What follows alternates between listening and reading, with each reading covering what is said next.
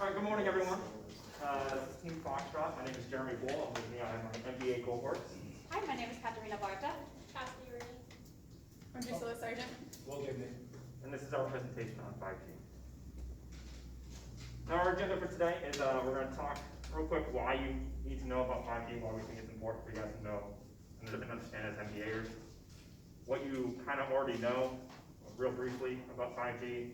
We'll talk about the technical advantages and some of our technical aspects and some advantages and cons of 5G as well, and then we'll take some questions as well. Now, why you need to know about 5G is that it's going to boost businesses and the economy all around the nation, across the globe. It's going to create jobs, improve GDP. It's going to impact us as individuals, as our phones in our pockets. We're going to receive faster speeds. And those faster speeds are going to seem like nothing compared to what they are today. 4G, what you kind of have right now, I'm not sure if you guys can kind of see those numbers in the bottom right, but 4G, that example right there, is a AT&T example where they got 188 megabits per second down, which, you compare that to the bottom left, it's my home internet at home where I got 318 down. That's pretty, it's significant. Currently 5G speeds are around 2 gigabits per second, which is 6 times faster than my home internet, which allows me to download the entire series of The Office in about 2 seconds, versus maybe a couple hours. Theoretically, 5G speeds will be around 20 gigs per second, making 10 times faster than what currently technology is allowing. That's all based on certain types of bands of what 5G uses. Now, those different bands are low band. Oh.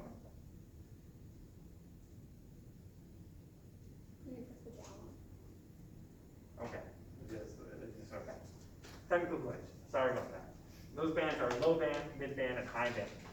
Now, low band, great coverage. All spans miles and miles. But the downside of low band is that its speed is relatively low.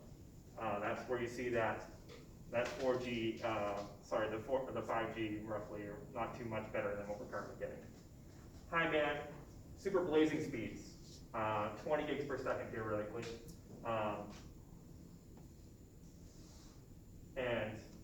But it's super spotty. Like, I get coverage right here when I'm standing, and if I move right here, I lose coverage. That's what high band's all about. And mid band is just somewhere in between. That's all based off the 5G spectrum, which we'll touch on in a little bit. But for now, I'm going to pass it off to Cassidy and Will for their first part. Yes, thank you. So Will and I are going to be discussing the advantages of the 5G network and how this will impact businesses. So to start off, these are the top 4 expected results that we found in a PSD research report that surveyed over 3,500 people, including business, decision leaders, analysts, and tech enthusiasts. So the top expected result of the 5G network is going to be new products and services. We're going to see these new products and services rolled out over time as 5G is introduced. So similar to the 3G network, it's going to be slow initial adoption, but over time we'll see lots of innovation and lots of room for new products and services. Yeah, and one of the things that makes 5G a lot different from 4G is this intelligent connectivity platform. Because now, similar to AI, you have all these devices on the network today. I mean, everyone's got wearables and things, and the 4G network can't handle all this device and data talking to it. It's just overwhelmed. It's a huge traffic jam in the 4G world. So a lot of the AI doesn't work because it can't manage the data quickly enough, or if it does work, it's just too slow, and there's too much latency in between. So in terms of that, all these devices are going to start to talk to each other 5G. So it's going to enable AI, it's going to make these devices actually smarter and able to talk to them, and then consequently, it's going to make businesses smarter because they're going to be able to do the data analysis on it and with the AI and understand it better. So, and really, so what this platform is going to do at the end It's gonna really transform the business processes, and here's where, whoops, yeah, there we go. So themes like we were talking about, with remote working and distance learning, these things are continuing now because of the pandemic, but they're only gonna accelerate with 5G.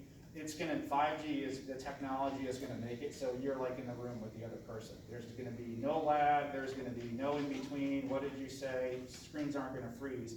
It's gonna completely blow your mind, and it's gonna finally create this experience there. So, the other things in terms of businesses, it's gonna drive a lot of innovation. You guys talked about that in your AI presentation. 5G is as well. There's gonna be so much innovation. It's gonna be really, like all these new products, things that we can't even think about right now are gonna do that, so. And then, back to these smart devices, it's called IoT. I don't know how many of you guys have heard of that, Internet of Things. And the tech world has been talking about this now for, probably years. And now that they're gonna be able to handle all this volume, these smart sensors are gonna be everywhere. So things like, we're gonna talk about it here with Tesla briefly, we talked about it there too, but they're gonna start talking to the traffic lights, and they're gonna have, everything is gonna be smart out there, and it's gonna really revolutionize where these things are going and bring in this machine learning and take it really to the next level, and kind of like what we've been talking about in the discussion post on AI. We feel like this, 5G is gonna be one of these technologies that can really take things to the next level. So with all of this in mind, one of the most important or biggest impacts of 5G is the reliableness of it. So because it's going to be so reliable, we're going to be able to use critical use cases with the 5G network, and also see increases with real-time operations. So an example of this would be self-driving cars. Self-driving cars are going to be able to talk to not only the traffic lights and the surrounding areas, but other cars on the road. So Teslas will only improve with that, since they'll talk with every other car. So your car is basically going to know more about what's on the road and your surroundings than you will even see and know. So that's really cool. Another advantage that we're going to see is virtual reality. Virtual reality is only going to improve over time. So an example of this would be like in real estate, instead of going to an actual apartment or building or house, you're going to be able to tour it virtually and have it be like in a true virtual environment. We'll also see significant improvements with robotics and the remote control of those. So the robots are going to have fast, fluid, and perfectly synchronized behavior, which is going to enable the completion of very complex tasks, which is going to really revolutionize a lot of business processes. And we're going to see a lot of increases and improvements with actual products and services, but we're also going to see significant impacts to industries as wholes. So an example of this would be the healthcare industry. A lot of the healthcare will adapt smart medical devices. For example, insulin pumps could become a smart medical device where the pumps will know the amount of insulin and when it needs to be administered. So this is going to significantly change healthcare as a whole as they adapt more devices to use smart capabilities. And this is all due to, like Will was talking about, the capacity in the Internet of Things and how many connected devices can be connected onto the single network. Yeah, and so, these are the industries too that seem like they're the advanced industries that are kind of the early movers. So, things like what we're experiencing with higher ed, it's only gonna get the user experience is gonna get so much more, is gonna get better. Advanced manufacturing is just gonna take that as well, where it's gonna even make it more automation, smarter devices on there, it's gonna improve that. And then logistics and transportation, when you think about that, it's gonna have this effect of making things more efficient, where it's probably gonna be driverless cars, drone delivery. Amazon just is announcing drone delivery, so it's gonna just, whether we like it or not, there's businesses out there. And actually, yeah, the most interesting thing I read on 5G is, everyone's gonna have 5G on their phone eventually, and instead of it draining your battery because you think the network is gonna take so long, it's gonna take so much life out of it, it actually is designed to increase your battery life. So it's gonna increase your battery life by 10x, and the speeds are gonna be up to 100 times faster than current 4G. So once this comes, it's gonna be incredible.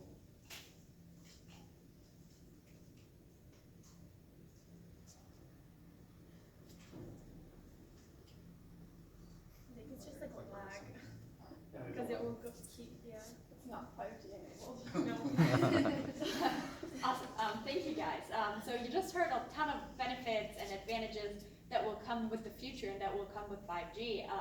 However, there's also a few concerns that we read about and think about with this new technology. So some general concerns are that 5G will not be immediately accessible for the whole entire world. So, for example, poorer countries and third world countries won't immediately be able to roll out 5G, and the fear is that it will create an even bigger gap between first and third world countries, which could become very problematic.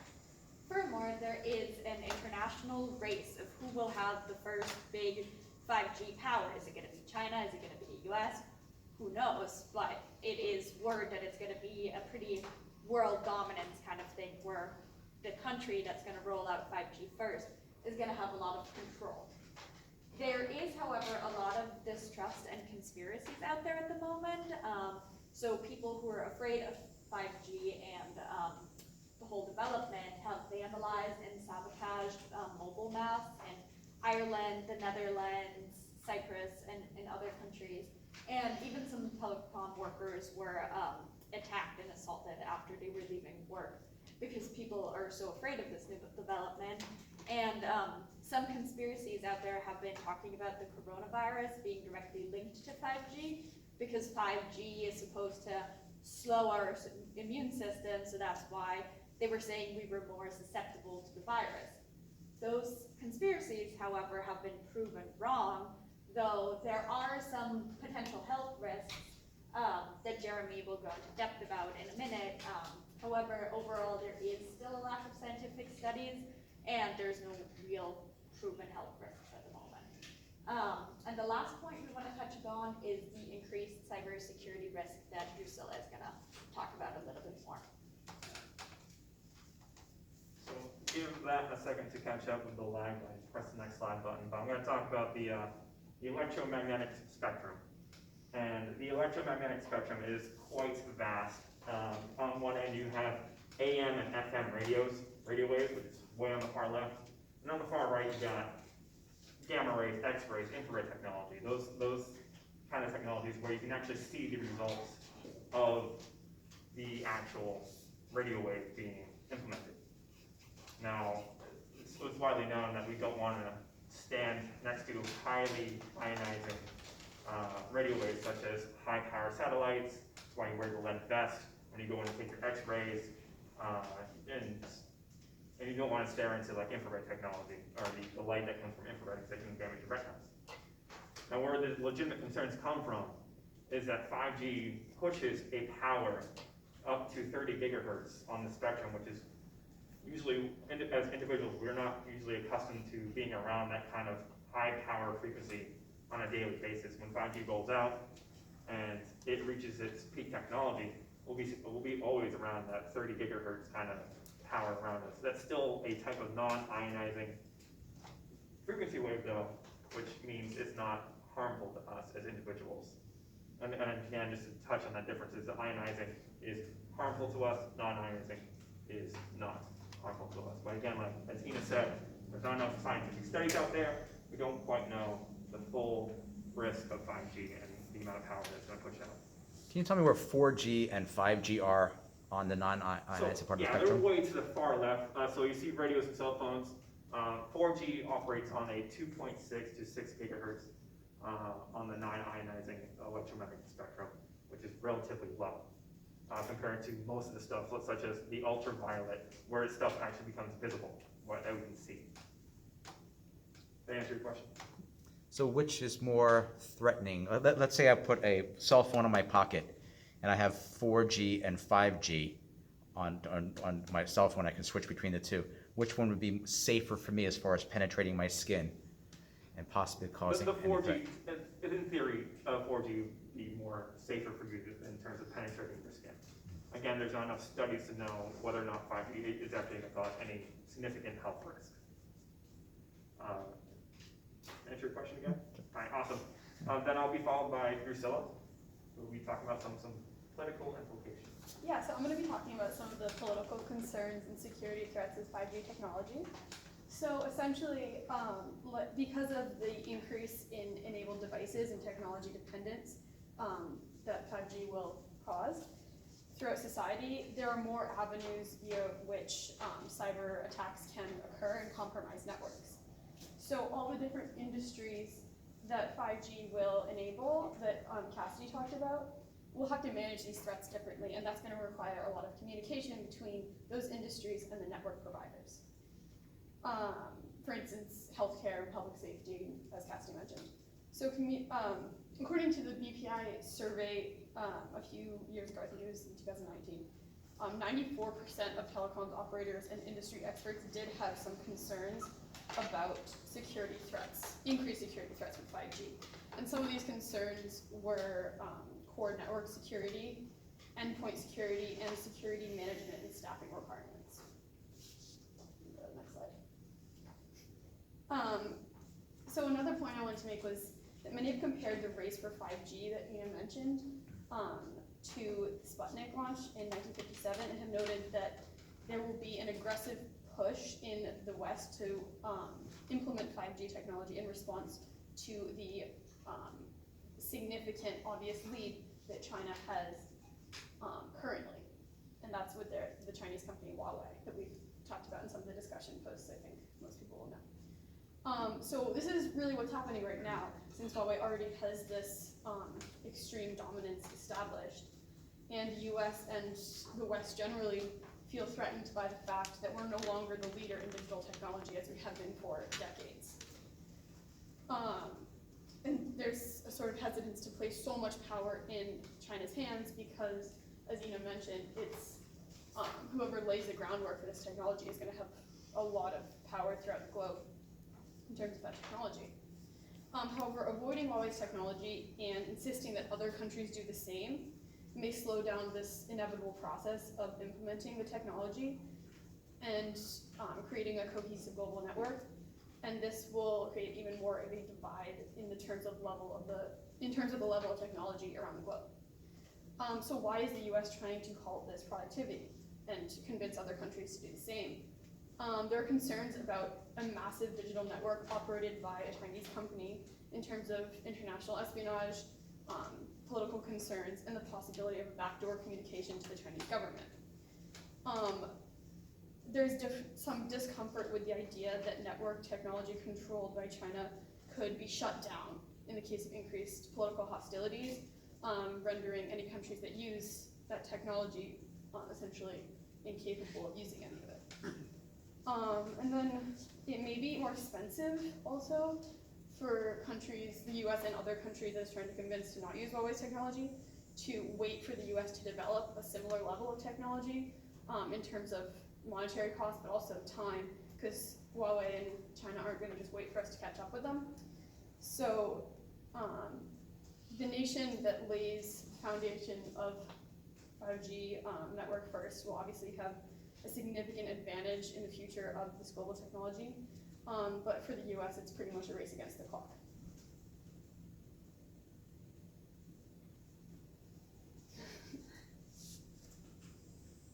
Thank you. On that note, I just want to give you all a couple of points of advice on how to prepare for 5G as an MBA cohort and with the organizations that you're going to be working with. So first of all, we would recommend to install software on all of your personal devices to protect yourself against viruses. That is always a good idea, but especially as new technology is rolling out, that is highly recommended. You should also start using a VPN to protect your personal data, such as that if a website wants to collect personal data, you will be prompted with a question and you have to say yes first. And you should also start using strong and lengthy passwords that you change frequently, so you're just protected in all cases. And another important point is to understand where your network is right now and what opportunities 5G could bring with it. So for example, as an MBA cohort, right now we have some people who are at home in Zoom, and by enabling using 5G, we could potentially have a virtual classroom. We could just have a so much better experience as a Zoom cohort. And as a last advice, we would tell you to attend webinars and stay up to date in terms of 5G, but in terms of the tech world in general. Thank you, and we're happy to answer any questions now. We're a little short on time, but. Okay. I guess with like, the health risks involved with like electromagnetic things that like can lead to like cancers and like put people's like lives kind of more at risk with the 5G. Do you think companies like AT&T and like Verizon and whoever's doing like 5G should like tell consumers, or do you think it's kind of on their own to like look it up? So I definitely think, there is a bit of shared responsibility there, that AT&T and Verizon should be slightly responsible. It's more ethical, I guess. Just a little bit of implication there. Definitely, they should be part of the research process where, hey, these 5G does create some health risks, and they definitely should test it beforehand. And I mean, it's a little hard to do that when they're wanting to get it out so quickly. But it's just gonna be something that a bit over time, we just need to just figure it out. Back. So how does this impact internet service providers? Because obviously you mentioned that your home network, which is pretty fast, as of right now, is 6 times slower than what 5G has the potential to be. So obviously you use them in different cases. However, if one's faster, do internet service providers become obsolete, or are we not looking at the fact that all wireless technology is probably going to get better with the next generation? Yeah, to answer your question, I think very shortly, internet service providers are going to catch up very quickly in their technology to provide faster internet speeds at home. I also think Against 5G. it's always gonna be a race of who is gonna be providing the best service. I mean, it is right now if you have, say, AT&T, but Verizon provides better speeds, and where your location is at, you'll probably switch to Verizon. So I think there is always a competitive landscape, and 5G will just add another aspect of a competitive advantage that people can jump on. One more question. I'm curious about like the current structures in place that manage 4G across the country. What's going to happen? Do they just build on that with 5G, or is there going to have to be like a systematic takedown of all existing structures? I mean, is there any idea how much that would cost? What would need to be done to do that? So yeah, the costs are absolutely astronomical in terms of creating the new foundations for 5G. They're going to build off their own nodes that are currently out there, and then the idea would be to implement repeaters across cities so that a large user base can receive 5G signal. So there's going to be a lot of costs, not only on the internet service provider side, or the service provider side, but on the cities as well, to implement repeaters across cities. Right, so I think that it's gonna be a large cost to take down a lot of the 4G infrastructure that is around right now. However, the 5G kind of like masts are gonna be extremely small and can kind of be put around a city on every like telephone mast or any light post, and they're gonna be very small but very strong. So it will also bring a lot of opportunity, and you'll be able to kind of get into more rural areas where we weren't able to have service before, which will provide us with more on-the-go work, and people will have to go into less office spaces. So there will be expenditures in the one aspect, however, a lot of cost saving in the other. Very good. Good.